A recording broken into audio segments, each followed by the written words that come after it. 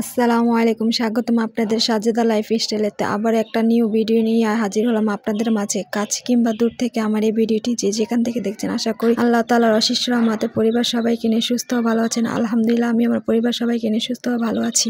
আমি আমার সংসার জীবনে কিভাবে বছর জুড়ে টমেটো সংরক্ষণ করি তা আজকে শেয়ার করব আপনাদের সাথে। আর টমেটোগুলো এখন ধুয়ে নিলাম আর পানিগুলো ঝরানোর জন্য কিছুক্ষণ রেখে দিলাম। টমেটোগুলো আমি 4 পিস করে কেটে নিয়েছি আর এখন আমি টমেটোগুলো চুলাতে বসিয়ে দেব।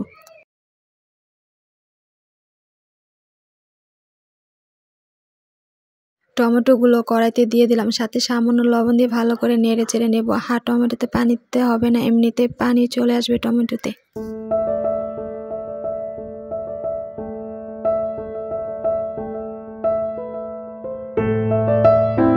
আমি এইভাবে টমেটোগুলো সংরক্ষণ করে রাখি। যখন বাজার বা বাড়িতে ঘরে থাকে না টমেটো, তখন ফ্রিজ থেকে বের করে প্রয়োজনে কাজে লাগাই। টমেটোটা শীতের দিনে একটু কম দামে পাওয়া যায়, তার জন্য আমি শীতের দিনই টমেটোটা সংরক্ষণ করে ফ্রিজে রেখে দিই। আপনারা এভাবে টমেটো সংরক্ষণ করে ফ্রিজে রেখে দিতে পারেন, প্রয়োজনে কাজে ব্যবহার করতে পারবেন।